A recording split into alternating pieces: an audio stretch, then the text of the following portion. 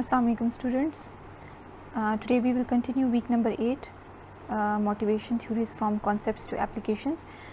Previous video में हमने discussion की थी कि जब हम मोटिवेशन लेवल इंक्रीज़ करना चाहते हैं एम्प्लॉयज़ का तो प्रैक्टिकली या ऑर्गेनाइजेशनल पॉइंट ऑफ व्यू से हम कैसे कर सकते हैं. हमने थ्योरीज डिफरेंट डिस्कस की हैं कि how employees can be motivated, but when employees are working in an organisation तो प्रैक्टिकली आप उनका मोटिवेशन लेवल कैसे इंक्रीज़ कर सकते हैं. So we had discussed job characteristic model, जिसमें हमने 5 डिफरेंट डायमेंशंस डिस्कस की थी कि जॉब की 5 डिफरेंट डायमेंशंस को अगर आप इंक्लूड कर लें किसी जॉब में तो एम्प्लॉयज़ के मोटिवेशन लेवल को आप इंक्रीज़ कर सकते हैं and then that employee would be able to attain goals and objectives of that specific organization. Today in this video we are going to discuss how can jobs be redesigned. आप jobs को कैसे redesign करेंगे, आप कैसे अपनी jobs को जो है थोड़ा सा उनमें वैरायटी लेकर आएंगे सो दैट एम्प्लॉयज़ में फील मोटिवेशन, एम्प्लॉयज़ का मोटिवेशन लेवल इंक्रीज़ हो जाए और वो जो है ऑर्गेनाइजेशनल गोल्स एंड ऑब्जेक्टिव्स को ईज़िली अचीव कर सकें. क्योंकि यहाँ पे इन्होंने इस पैराग्राफ में बेसिकली डिस्कशन की है. Frank is basically saying that he was doing the same nature of job, he was performing the same kind of job.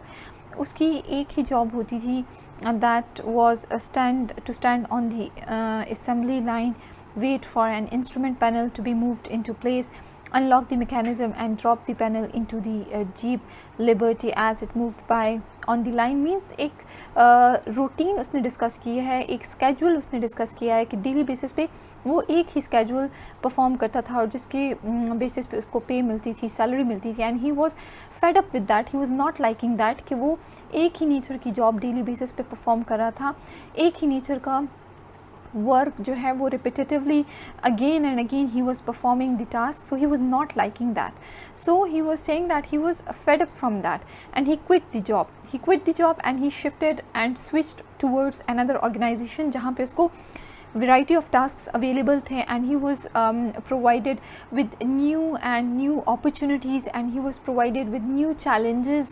daily उसको कुछ new करने को मिलता था जब उसने अपनी job को switch किया, किसी दूसरे organization को join किया.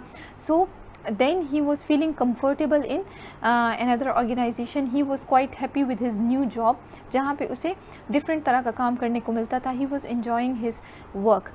so जो न्यू जॉब थी वहाँ पे उसको कम पैकेज मिल रहा था, but he was provided little variety, he was provided with autonomy and he was provided with task significance. Means ये डिफरेंट फैक्टर्स उसको प्रोवाइड किए जा रहे थे जिसकी वजह से ये इंट्रिंसिक फैक्टर्स थे, ये इंटरनल रिवॉर्ड्स थे जिसकी वजह से वो काफ़ी मोटिवेटेड होकर काम कर रहा था and he was contributing towards success of his organization, of that new organization. So basically ये डिस्कस करने का मकसद ये है, the purpose behind this is that कि आपको this is like it's no doubt to say that salary या remuneration या pay packages definitely increase the motivation level of employees, but along with that you have to also work upon some other factors. You have to also work on some other elements that may contribute towards increasing the motivational level of your employees, and then they may work like with full persistence and with full intensity, and they may put their efforts to achieve the goals and objectives of their organization. जहाँ तक बात आती है job redesign की, so you can redesign your job और you can, as a manager, you can redesign the jobs in the following ways, or as an organization or as the higher level management, you can redesign the jobs so that your employees may work with full motivation. अब employees को motivate करने के लिए आप jobs को किस तरीके से रीडिज़ाइन कर सकते हैं. जो फर्स्ट एलिमेंट है that is job rotation. Job rotation और the periodic shifting of an employ from one task to another with similar skill requirements at the same organizational level, also called as cross training. Job rotation को cross training भी कहा जाता है. Job rotation का ये मतलब है कि एम्प्लॉय किसी ऑर्गेनाइजेशन में काम कर रहा हो एक पोजीशन पे, एक पोस्ट पे, और after certain period of time उसकी ड्यूटीज़ चेंज कर दी जाएँ और उसे कोई न्यू टास्क हवाले कर दिया जाए या उसे कोई न्यू काम करने को कहा जाए, कोई न्यू ऑपरेशंस उसने कंडक्ट करने हों, लेकिन उसके लिए सेम टैलेंट ही रिक्वायर्ड हो, सेम एजुकेशनल लेवल हो उस बंदे का और सेम स्किल्स ही रिक्वायर्ड हो, तो इसे हम जॉब रोटेशन कहते हैं। Means for example if you are working in the bank and let's suppose you are an account officer, आप अकाउंट ओपनिंग का काम करते हैं। So after certain period of time अगर आपकी जॉब रोटेशन की जाए और आपको लेट्स सपोज क्लियरेंस की सीट पे बिठा दिया जाए, that now you have to perform the clearing activities. So account opening का काम it's a bit different from clearing activities, and after that after certain period of time let's suppose clearing activities से आपको shift कर दिया जाए remittances की तरफ। Remittances की जो पोजीशन होती है वहाँ पे डिमांड ड्राफ्ट्स बनाने होते हैं, या फिर आपको let's suppose certificates of deposits बनाने होते हैं, डीडीज़ बनानी होती हैं, और या फिर ऐसे हो after certain period of time आपको जो है फॉरेन रेमिटेंसेस की तरफ शिफ्ट कर दिया जाए। फॉरेन रेमिटेंसेस का मतलब है कि बाहर से कोई अगर किसी कस्टमर का पैसा आ रहा है, फंड्स आ रहे हैं, मनी आ रही है और आपने उनकी ट्रांजैक्शंस को क्लियर करना होता है। सो बैंक में हमारे पास डिफरेंट सीट्स होती हैं, क्लियरिंग एक्टिविटीज़ होती हैं, हमारे पास अकाउंट ओपनिंग एक्टिविटीज़ होती हैं, फॉरेन रेमिटेंसेस होते हैं, इनवर्ड रेमिटेंसेस होते हैं जिसमें हमारे पास डीडीज़ बन जाती हैं या हमारे पास सीडीज़ बन जाती हैं। तो ये आपके पास एक ब्रांच में डिफरेंट एक्टिविटीज़ परफॉर्म होती रहती हैं, या आपके पास ऑपरेशन मैनेजर की सीट है। तो जब आप एक एम्प्लॉय को या आप एक सबऑर्डिनेट को एक कुछ टाइम पीरियड के लिए वो एक सीट पे अपनी जो परफॉर्मेंस दे रहा है, he is performing his duty, and after certain period of time आप उसकी सीट चेंज कर लेते हैं, उसको न्यू टास्क आप दे देते हैं और उसको जो है न्यू एक्टिविटीज़ असाइन कर लेते हैं, and he is learning those activities. तो बेसिकली इसको हम जॉब रोटेशन कहते हैं। Job rotation is very good activity. इसके लिए जो अदर नेम यूज़ हुआ है that is cross training. And job rotation normally manufacturing organizations बहुत अडॉप्ट करती हैं, क्योंकि मैन्युफैक्चरिंग ऑर्गेनाइजेशंस में you can see there are lot of activities, there are lot of task, क्योंकि एक पूरा मैन्युफैक्चरिंग यूनिट होता है। कहीं पे क्या काम हो रहा होता है, कहीं पे निटिंग असेंबलिंग का काम हो रहा होता है, कहीं पे आप सिलेक्शन का काम कर रहे होते हैं, कहीं पे फर्निशिंग का काम हो रहा होता है। So manufacturing organization comprises lot of different small activities जो कि कंबाइन हो के एक हमारे पास लार्ज मैन्युफैक्चरिंग यूनिट बनता है। तो नॉर्मली ये समझा जाता था कि job rotation can be used more easily in a manufacturing organisation.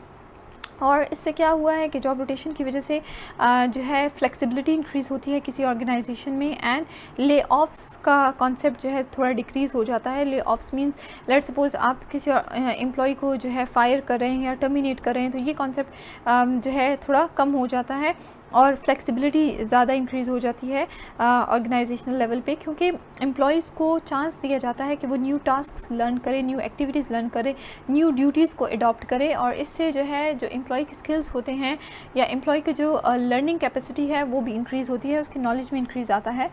So manufacturing organizations में नॉर्मली इसी तरह होता है कि वर्कर्स को ट्रेन किया जाता है कि वो हर एक एक्टिविटी को परफॉर्म कर सकें जो उस मैन्युफैक्चरिंग ऑर्गेनाइजेशन में कंडक्ट होने वाली हैं।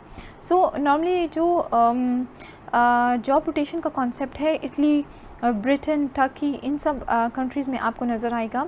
और यहाँ पे इन्होंने एक एग्जांपल दी है सिंगापुर एयरलाइंस की, दैट टिकट एजेंट में take on the duties of a baggage handler. Extensive job rotation is among the reasons Singapore Airlines is rated one of the best airlines in the world. Singapore airlines को consider किया जाए that it's one of the best airlines in the world, और कहा जाता है कि one of the reasons behind its success is that कि वहाँ पे जॉब रोटेशन को बहुत फॉलो किया जाता है, जॉब रोटेशन को अडॉप्ट किया जाता है कि अगर एक टिकटिंग एजेंट होगा तो वो बैगेज हैंडलर की जॉब भी परफॉर्म कर सकता है, बिकॉज़ वहाँ पे जॉब रोटेशन का कॉन्सेप्ट बहुत इन है। वहाँ के जो पर्सोनल हैं या वहाँ के जो वर्कर्स हैं या एम्प्लॉयज़ हैं उनको चांस दिया जाता है कि वो डिफरेंट फंक्शंस परफॉर्म करें, डिफरेंट ड्यूटीज़ परफॉर्म करें, ताकि वो new skills, new knowledge gain करें और न्यू जो उनकी लर्निंग है वो डेली बेसिस पे होती रहे, ताकि अगर लेट्स सपोज फॉर इंस्टेंस अगर एक एम्प्लॉय अपनी ड्यूटी परफॉर्म नहीं कर सकता और किसी रीज़न की वजह से he is absent from his duty, तो उसकी जगह दूसरा एम्प्लॉय इजीली उस टास्क को मैनेज कर सकता है, हैंडल कर सकता है, because of this concept of job rotation. So job rotation has got great significance. इसकी जो स्ट्रेंथ्स हैं जॉब रोटेशन की, या आप कह सकते हैं मेरिट्स हैं जॉब रोटेशन के, that is it reduces boredom. Boredom का कॉन्सेप्ट ख़त्म होता है क्योंकि आपको न्यू टास्क दिए जाते हैं, आप न्यू टास्क सीखने का आपको चांस मिलता है। इट इंक्रीजेज मोटिवेशन इंक्रीज़ करता है, and it helps employees understand how their work contributes to the organization. आपको काम की इम्पॉर्टेंस बताई जाती है कि एक ऑर्गेनाइजेशन में कितने यूनिट्स हैं, कौन कौन से टास्क्स परफॉर्म हो रहे हैं, कौन कौन सी एक्टिविटीज़ परफॉर्म हो रही हैं और हर एक्टिविटी की क्या इंपॉर्टेंस है। जब आप डिफरेंट एक्टिविटीज़ को लर्न करते हैं तो आपको पता चलता है कि ऑर्गेनाइजेशन कैसे चल रही है और हर एक्टिविटी की इस ऑर्गेनाइजेशन के लिए क्या इम्पॉर्टेंस है। लेकिन यहाँ पे जॉब रोटेशन के कुछ ड्रॉबैक्स भी बताए गए हैं। कहा यह जाता है कि जब आप एक काम को रिपीटेडली करते हैं और वो आपकी हैबिट बन जाती है या रूटीन बन जाती है, मतलब अगर आप एक ही काम करेंगे तो उससे जो है आपकी डिसीजन मेकिंग पावर इंक्रीज़ होती है, आपको अपने काम पे बहुत ज़्यादा कमांड हो जाती है। लेकिन जॉब रोटेशन में ऐसा होता है कि आप एक ही काम के पीछे नहीं पड़े होते, बल्कि आप डिफरेंट टास्क परफॉर्म कर रहे होते हैं, आपको न्यू टास्क सीखने का चांस मिलता है। तो एक ड्रॉबैक ये बताया गया है कि जॉब रोटेशन में आपकी डिसीजन मेकिंग कैपेसिटी थोड़ी वीक हो जाती है, क्योंकि आप न्यू टास्क लर्न कर रहे होते हैं तो आपको फुल कमांड नहीं होती किसी एक टास्क पे या किसी एक एक्टिविटी पे, क्योंकि आप डिफरेंट एक्टिविटीज़ को परफॉर्म कर रहे होते हैं from time to time, at different intervals आप डिफरेंट एक्टिविटीज़ को परफॉर्म कर रहे होते हैं। मींस फॉर एग्जांपल 1 वीक आपने क्लियरिंग की सीट पे काम किया है, फिर नेक्स्ट वीक आप अकाउंट ओपनिंग की सीट पे काम कर रहे हैं, then in the 3rd week you are working as a remittances officer, in the 4th week you are working as foreign remittance officer. तो यहाँ पे आप जो है from time to time at different intervals different seats पे काम कर रहे होते हैं। तो आपके पास डिसीजन मेकिंग कैपेसिटी, जो आपकी डिसीजन मेकिंग पावर होती है, वो इतनी स्ट्रॉन्ग नहीं होती as compare to the other person जो कि काफ़ी टाइम से एक ही सीट पे काम कर रहा है, जो कि काफ़ी टाइम से उसको एक ही सीट पे कमांड है। लेट्स सपोज एक बंदा है, he is working as an account opening officer for let's suppose 2 years, और उसके पास अब अकाउंट ओपनिंग से रिलेटेड जितनी भी इंफॉर्मेशन उसके पास अवेलेबल होगी, उसकी बेस पे वो स्ट्रॉन्ग डिसीजंस ले सकता है। His decision making power would be strong as compare to the other person जो कि 1 वीक एक सीट पे गुजारा है, 1 वीक दूसरी सीट पे। तो ये एक छोटा सा ड्रॉबैक बताया गया है जॉब रोटेशन का। इसके अलावा ट्रेनिंग कॉस्ट का यहाँ पे मेंशन किया गया है कि जहाँ पे जॉब रोटेशन जिस ऑर्गेनाइजेशन में अडॉप्ट की जाती है या फॉलो की जाती है, वहाँ पे ट्रेनिंग कॉस्ट जो हैं कंपैरेटिवली हाई होते हैं, क्योंकि ज़ाहिर सी बात है अगर आप एक एम्प्लॉय को एक सीट से दूसरी सीट पे शिफ्ट कर रहे हैं या एक ड्यूटी से दूसरी ड्यूटी पे शिफ्ट कर रहे हैं, तो ज़ाहिर बात है इट रिक्वायर्स ट्रेनिंग। आपने उस एम्प्लॉय को ट्रेनिंग देनी होगी कि वो जो न्यू ड्यूटीज़ हैं वो कैसे परफॉर्म करेगा, how is going to conduct, how is going to perform new duties and new task. So definitely you have to provide him training and training needs certain costs. So job rotation का एक result ये है कि training costs जो हैं वो increase होती हैं, and moving a worker into a new position reduces productivity for that role. Same is the case जैसे कि डिसीजन मेकिंग का कहा गया है कि डिसीजन मेकिंग कैपेसिटी वीक हो जाती है, इसी तरह प्रोडक्टिविटी भी उस एम्प्लॉय की थोड़ी वीक हो जाती है, क्योंकि वो डिफरेंट सीट्स पे eight different intervals of time काम कर रहा है, इसलिए उसे किसी एक काम पे या किसी एक टास्क पे कमांड नहीं होती, किसी एक टास्क पे उसको ग्रिप नहीं होता, बल्कि उसको डिफरेंट टास्क के बारे में पता होता है, नो हाउ होता है, लेकिन किसी एक चीज़ में किसी एक फील्ड में उसको इन डेप्थ नॉलेज नहीं हो सकता जॉब रोटेशन की वजह से। तो ये कुछ ड्रॉबैक्स बताए गए हैं, बट ओवरऑल जो job rotation is a good thing. Overall on the average अगर हम देखें, सो job rotation is a good phenomena and organisations should adopt job rotation, क्योंकि इससे एक तो एम्प्लॉय का बोर्डम रिड्यूस होता है, उसका जो मोटिवेशन लेवल है वो इंक्रीज़ होता है, उसका एब्सेंटीज़म रेट डिक्रीज़ होता है, और इसके अलावा जब वो मोटिवेटेड होकर काम करेगा तो definitely he will contribute towards achieving the goals and objectives of an organization, and overall it's a good thing, it's a good phenomena. So job rotation should be adopted by organizations. जो हमारे पास second concept है related to motivation, that is job enrichment. आप अपने employees को job enrichment के through भी motivate कर सकते हैं। Job enrichment expands jobs by increasing the degree to which the worker controls the planning, execution and evaluation of the work. Simply job enrichment को आप ये इस तरीके से डिफ़ाइन कर सकते हैं या डिस्क्राइब कर सकते हैं कि आप जॉब को इनरिच कर लें। मीन्स आपने एम्प्लॉय को एक टास्क दिया है, आपने एम्प्लॉय को एक ड्यूटी दी है, उससे आपने जॉब दी है, उसी जॉब में उसकी रिस्पॉन्सिबिलिटीज़ को आप इंक्रीज़ कर दें। उसकी पोजीशन वही है, उसका ग्रेड वही है, उसका जो जिस लेवल पे वो काम कर रहा है वो लेवल वही है, बट आपने क्या किया, थोड़ी सी एडिशन की है, आप उसकी रिस्पॉन्सिबिलिटीज़ को इंक्रीज़ कर रहे हैं, उसके टास्क्स को आप उसकी मतलब उसमें जितनी कैपेसिटी है उसकी कैपेसिटी को देखते हुए उसकी रिस्पॉन्सिबिलिटीज़ को आप इंक्रीज़ कर रहे हैं, ताकि उसे इस चीज़ की वो ये बात रियलाइज़ करे that he can control different tasks. आप उसको कमांड दे रहे हैं, आप उसको अथॉरिटी दे रहे हैं कि वो डिफरेंट टास्क्स को परफॉर्म करें।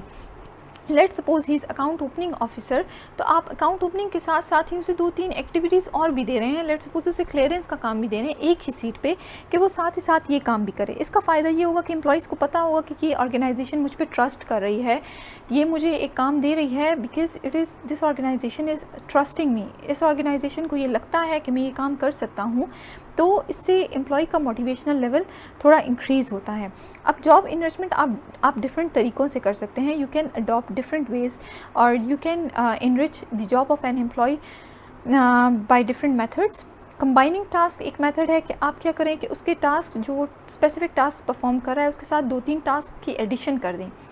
वो ऑलरेडी जो काम कर रहा है उसमें थोड़े से कामों की एडिशन कर लें, उसके बर्डन लेवल को देखते हुए, उसकी कैपेसिटी को देखते हुए आप उसके टास्क्स को, उसकी जॉब लेवल को इस तरीके से बना दें कि वो काम थोड़ा सा ज़्यादा करे, उसकी रिस्पॉन्सिबिलिटी थोड़ी इंक्रीज़ कर दें। इससे ये होगा कि वो रियलाइज़ करेगा that this organization is trusting me as compare to the other employees.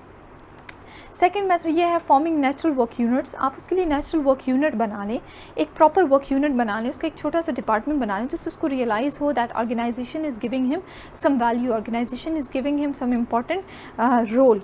Then establishing client relationships. आप ये कर सकते हैं कि जो आपका एम्प्लॉय है और क्लाइंट्स के दरमियान रिलेशनशिप इस्टेब्लिश करने की कोशिश करें। इससे ये होगा कि जो आपका एम्प्लॉय है उसकी रिस्पॉन्सिबिलिटीज़ इंक्रीज़ होंगी, उसे रियलाइज़ होगा that I have to satisfy the clients, I have to satisfy my customers, and this is one of the way of job enrichment. Then you can also do expanding jobs vertically. आप जो आपका employ है उसकी job को vertically expand कर लें। Vertically expand करने का मतलब ये है कि वो ड्यूटीज़ या वो रिस्पॉन्सिबिलिटीज़ जो कि पहले हायर मैनेजमेंट या मिडिल लेवल मैनेजमेंट करती थी, वो कुछ टास्क जो है आप इस एम्प्लॉय की जॉब में शामिल कर दें।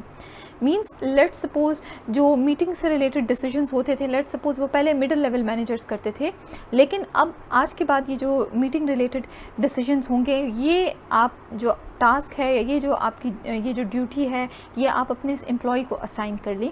तो इससे उसमें एक सेंस ऑफ रिस्पॉन्सिबिलिटी आएगा कि मुझे एक टास्क हवाले कर दिया गया है कि आज के बाद से जो मीटिंग की स्केड्यूल्स डिसाइड होंगे वो मैंने डिसाइड करने हैं। तो इससे ये पता चलता है कि पहले ये काम मिडिल लेवल मैनेजमेंट करती थी या हायर लेवल मैनेजमेंट करती थी, अब ये काम मुझे दे दिया गया है। So it means that organisation is putting more trust on me, organisation is feeling more confidence in me. तो ये एक मेथड है कि जिससे आप अपने एम्प्लॉयज़ को मोटिवेट कर सकते हैं। एक्सपेंडिंग जॉब्स वर्टिकली का यही मतलब है कि वो काम जो कि पहले हायर लेवल मैनेजमेंट कर रही थी, वो टास्क, कोई भी एक स्पेसिफिक टास्क आप उस एम्प्लॉय के हवाले कर दें, उस एम्प्लॉय को असाइन कर लें। तो इससे वो मोटिवेटेड फील होकर उसको उसमें एक सेंस ऑफ रिस्पॉन्सिबिलिटी डेवलप होगा और वो मोटिवेटेड होकर काम करेगा। जो लास्ट मेथड है या वे है जिसके थ्रू आप जॉब को इनरिच कर सकते हैं, ओपनिंग फीडबैक चैनल्स। आप अपने एम्प्लॉय के लिए फीडबैक चैनल्स को ओपन कर लें। वो जो काम कर रहा है, वो जो टास्क परफॉर्म कर रहा है, जो ड्यूटीज़ परफॉर्म कर रहा है, आप उसको ये इंश्योर करवाएं कि उसे इसका फीडबैक मिलेगा।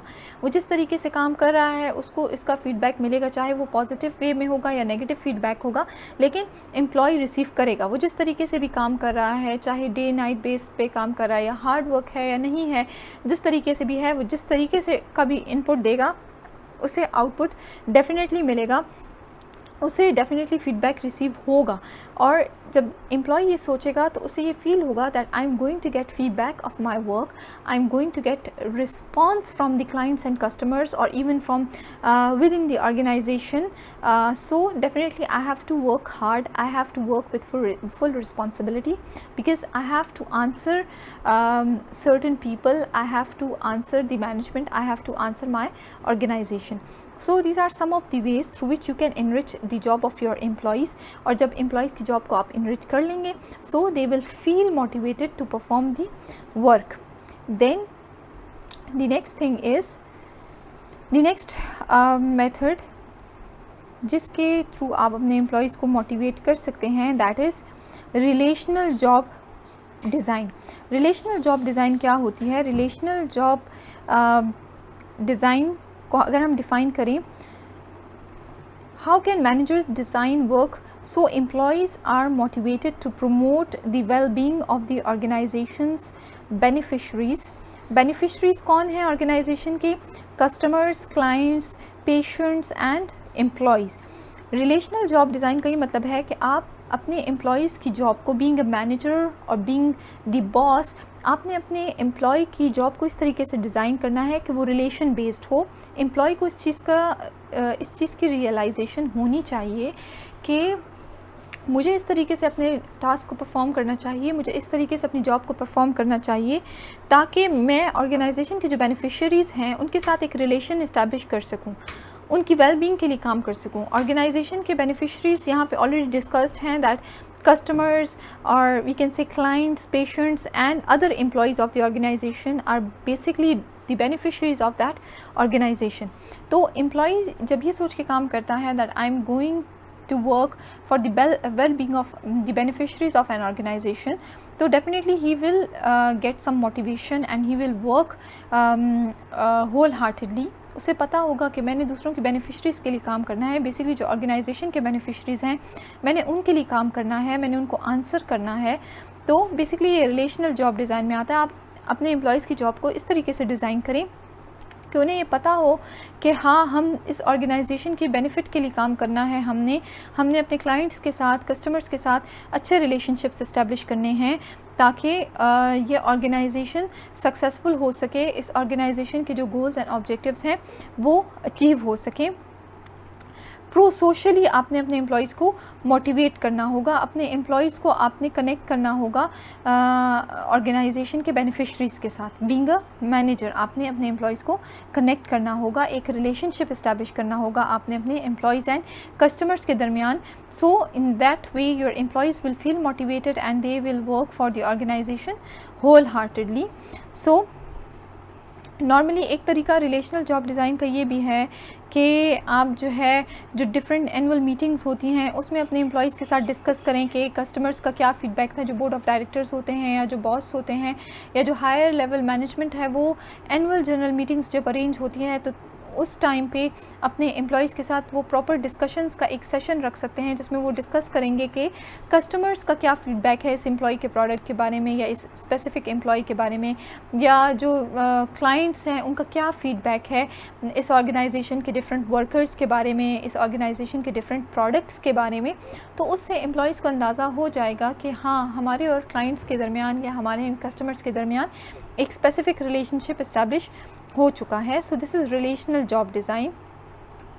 अच्छा, हमारे पास जो है ये बेसिक मेथड्स थे जिसके थ्रू आप जॉब्स को रीडिज़ाइन कर सकते हैं, जिसमें हमने एक मेथड डिस्कस किया है job rotation and the other method was job enrichment. इसके अलावा कुछ अल्टरनेटिव वर्क अरेंजमेंट्स भी होती हैं जिसके थ्रू आप अपने एम्प्लॉयज़ को मोटिवेट कर सकते हैं, बीइंग एन ऑर्गेनाइजेशन मैनेजर और ऑर्गेनाइजेशन बॉस। बट ये जो अल्टरनेटिव वर्क अरेंजमेंट्स हैं, this topic we are going to discuss in the next video. Till then, अल्लाह हाफिज़।